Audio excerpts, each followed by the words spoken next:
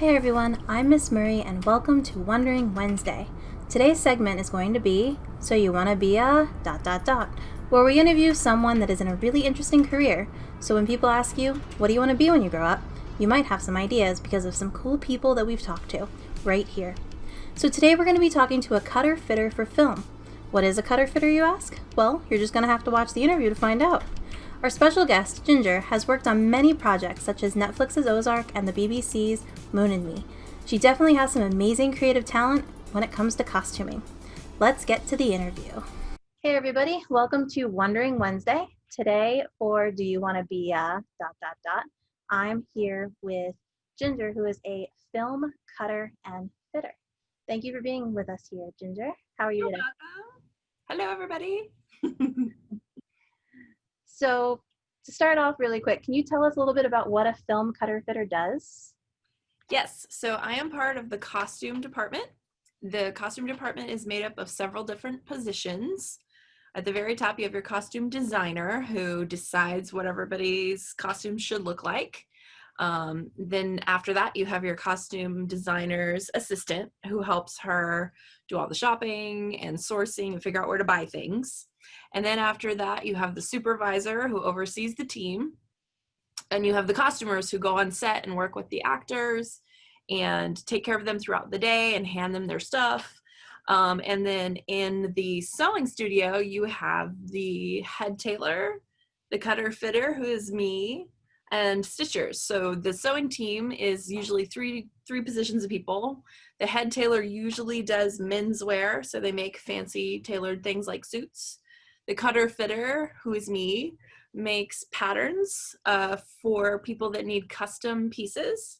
And they do fittings. They do all of the fittings with everybody that comes through, all the actors, all of the background, anybody that needs adjustments. We do the fittings, and then we take the clothes and we make the adjustments. And then the stitchers help us do that. That's a lot. That's Yeah. awesome. So It takes an army to make a movie. So that it does. I always yeah, stay and watch the credits after a movie. always. Ever since I was a little kid. Yes, you have to. And not just because it's a Marvel movie and there's something at the end. You watch it for all those awesome people that made it. Nope, there was never stuff at the end of credits when I was growing up. That's the new perk. Yeah, that is definitely the new thing. So what inspired you to get into this line of work?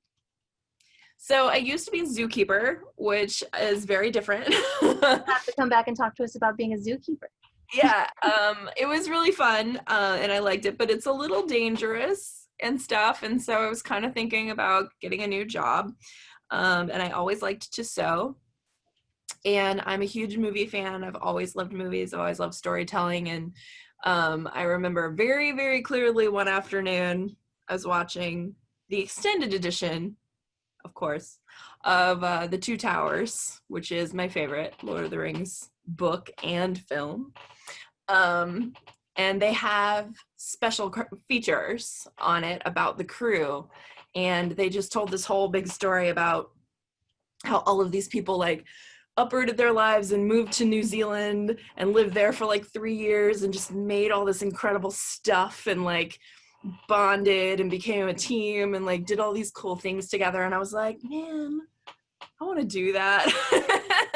It just sounds so neat to me. And what really drew me into it was the aspect of the storytelling and the crew relationships. And I think that both of those things are integral to every aspect of film, no matter what department you're in. They really need every single person in every position to make the film work. Even if it's just like the guy that gets people snacks, vital person on set. So every single person is contributing to that story in some way. And that's what I really liked about it. I have to admit, the Lord of the Rings special features also inspired me when it comes to filmmaking. Like, Yeah, it's still I my feel like dream job. they I love could have gotten their own award than just the special features part. yes. For another rewatch of those. Mm-hmm. So, what's your favorite part about this job?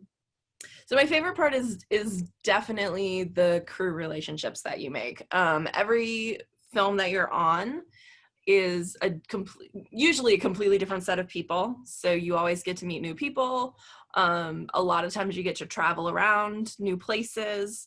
There's a lot of camaraderie because you're spending so much time together. You're spending like 10 to 14 hours a day together is like the average, but sometimes it's more than that.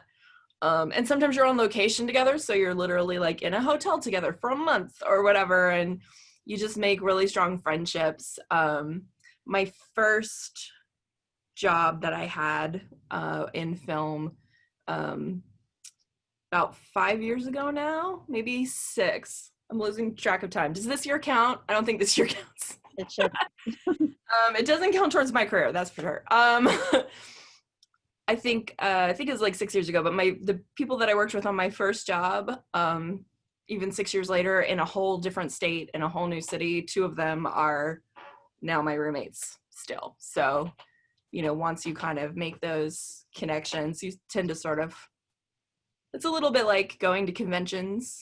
It's like you spend a lot of time with people and then you kind of go around and have adventures with the same people over and over. And you build like a little tribe. It's really nice. Especially since that's how we met at a convention. Yeah. So that favorite part is always the best thing, but then there has to be a least favorite part. So what would that be? My least favorite thing is 3 a.m. calls. When they're like, cool, we need everybody there by 3 in the morning. It's like, that's not an AM time. That's a like, you went to bed then, like stayed up too late time. The hours can get insane. The hours can get really crazy depending on what set it is. If you're doing night shoots, if you have to be on set overnights, you can go from a morning to a night in a single week, like every week for months. It's a lot of why you end up having to really like the people that you work with, but like the downside of it is it's sporadic. So you can work on something for like 6 months and then not get a job for a long time. Or you can be working all the time and literally like never have a day off for years, which is what happened to me leading up to this year. So like, I guess karma or something decided to balance it out. Because I had worked, I think, 2.5 years straight with like 0 breaks, like just weekends. So it can be taxing on your work-life balance. It can be taxing on your outside of work relationships. It can be really hard to keep some sort of a like sane schedule because it's very unpredictable. And it can get like a little grueling. So that's the thing that a lot of people kind of don't want to get into about it. Yeah, and then some people probably think that's their favorite part because it's so I don't mind it, but I am a weirdo. I probably wouldn't mind it either because I mean that's basically what teaching is, especially with how it is now. It's the Wild West. It's like, that's the world now. No one knows. So you did talk about being a zookeeper, but and I'm sure that took a lot of different training. But so going from that to this, what kind of training or degrees did you have to go back to school or anything? Yeah, so I did go back to school. I went to school for fashion design because my city where I used to live in Tampa, Florida, did not have a costume school program. So fashion design was the next closest thing. So technically I'm cross-trained, like I could go make regular clothes or like run a fashion company if I wanted to, but I always knew I wanted to do costumes. So even while I was there, I kind of tried to focus on costumes in my studies, even though they didn't really have classes for it. But I learned a lot of really important things like how to draft patterns, how to grade the patterns into different sizes, which is really, really important on set because you never know who they're going to cast. And you have to be really quick at it because a lot of times they don't cast until kind of the last minute. And so it'll be like, hey, here's your actress. She's coming in tomorrow. Here's her measurements. We need a fitting like in 8 hours and we need 4 dresses for her because she has stunts and like, you just hope she didn't lie about her measurements. And it's all a little bit like off the cuff, but no pun intended. But but yeah, so I have a bachelor's degree in fashion design. Now for stitching, which is the next position down in the sewing room, You don't have to have a degree or anything for that. You don't have to have a degree for what I do, but it helps just because there's so much to learn and it's very technical. So like a lot of people that just didn't learn it just don't go for that position. But for stitching, you can just know how to sew. And the cutter fitter will give you the patterns. Like they'll cut them out and they'll give them to you and you just sew them. So there are different levels for going in that you don't necessarily need extended schooling for, but you do need to have the technical skill and be able to sew properly and like know how to do everything. It's a trade skill. It's like an art skill. It's more of a, you know, if you're a costumer, if you're on set, a lot of times that can be trained on the job, but the sewing room positions really can be. Okay. And so with all this information you just gave, so what advice would you have for anybody that inspires to be in that sewing room or just doing something when it comes with costuming and film? I would say, first of all, if you're in a position where you're thinking about it right now, wait at least a year, because with the pandemic, a lot of productions, obviously there's a lot of people on a production and they're all up in each other's face all the time, and like they're helping each other get dressed and they're putting on makeup and they're doing hair. They've been shut down all year. We're just now starting back up. There are a few things filming now and there will be a few more come November. But we're still kind of working with the unions and working with safety officers and trying to figure out like what the best way is to try to minimize risk of exposure. And it's all kind of like up in the air right now how things are going to go. But when it settles back out, typically if you want to get onto a set as a seamstress, a stitcher, or if you want to do tailoring for a set, one of the best places to start is a local shop in the area. So the big places that film in America are LA, New York, and Atlanta. And Atlanta is the most filming in America right now. I don't know what the percentages are anymore, but last summer we had something like 400 productions shooting simultaneously in town. So there's always need for people. But the way to get your name out there is to sort of get to know the people at the local shops that the productions call and try and work with some of them and get experience and get really good at it. And like usually when you're working in the shops, you get to meet a lot of the designers that come through from tons of different productions to check on the work that's happening and things like that. And if a position opens up, then sometimes they'll invite you out to set. A lot of it's just in networking and meeting people. Unfortunately, the hardest job to get is your first one. After that, once you've worked with somebody, you know, and you've made that bond with a crew and you've got friends, they'll always drag you to jobs or they'll throw you jobs they don't want. And like, it just sort of snowballs and then you're working all the time. You don't know what happened.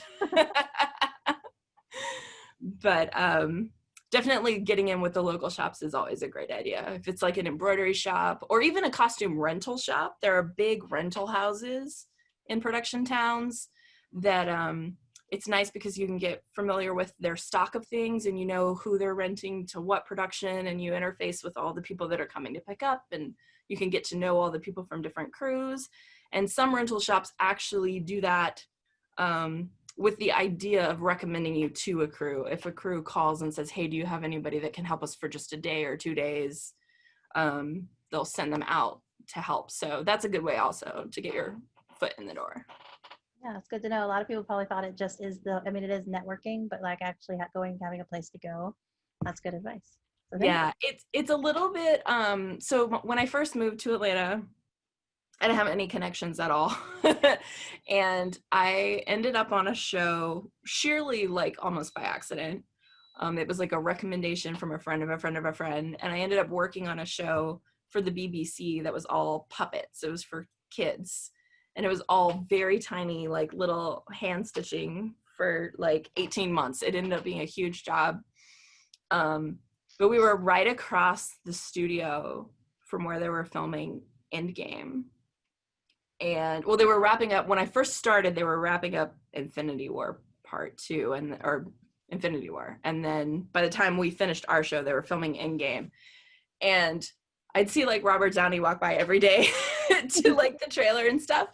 And it was like, we would talk about it all the time and be like, man, I literally know no way to get over there. Like, it's literally 20 feet away, but you don't know anybody that works on that crew. You just don't have a way to get in. So, like, it took me a couple years circling around people to, like, now I finally know people that work for Marvel. But, like, you can be right next to it and still not be able to, like, connect with it if you're not making, like, those correct connections. It's a little frustrating sometimes. But it's cool to see like the Quinjet roll down the street in the morning when you're like walking in from the parking lot and stuff. That probably was super cool. I'm jealous. Yeah. So I get spoiled for some things, I'm not gonna lie. But no, that's not so. That's no, yeah, some things that are my favorite things, I don't want to work on them because I don't want to know what's gonna happen. That's true. Because I'm still a fan too, you know. Yeah, yeah, that would, yeah, that makes a lot of sense. Okay, so those are like sort of my big questions. So now let's have some fun with a lightning round. Okay. Okay, so I'm just gonna blow through these. So I'm gonna get your answer and I'm gonna move to the next one. Okay. Okay, so if you could visit any place in the world, where would it be? New Zealand. If you could have any superpower, what would it be? Definitely teleportation. People that say flying are stupid. Favorite superhero? Spider-Man. Favorite movie? Lord of the Rings. Favorite song? Ooh. Right now it's Danny, Don't You Know? That's a good one. Favorite cartoon character? Zuko. Favorite animal? Okapi. Favorite food? Tacos. Favorite drink? Ooh. This tropical smoothie is pretty great. I think it's called a beach bum. I like sunrise, sunset. And finally, favorite emoji? I like the upside down, sort of sarcastic smiley face. That's a good one. Okay, so like, in my head, I picture it as being like the Daenerys meme where she's like, "Do you?" Like that's what, but it's just like a little upside down smiley face. I like the eye rolling one. I use that one a lot. That one's also useful, yeah. It is, especially this year. That one's been very useful this year. Okay, so that's all I have. I want to thank you so much for being willing to come on and talk about all this cool stuff. You're making me want to just jump right back into the filmmaking thing. Anytime you want to come play around. Oh, as soon as it's safe, man. I know. Okay, so thank you so much. And I'm gonna see you at Dragon Con this year. I'm gonna try. Dragon Con will definitely be happening at some point. So yeah, thank you again. You're welcome. And I'll see you later. Okay. Bye. Bye.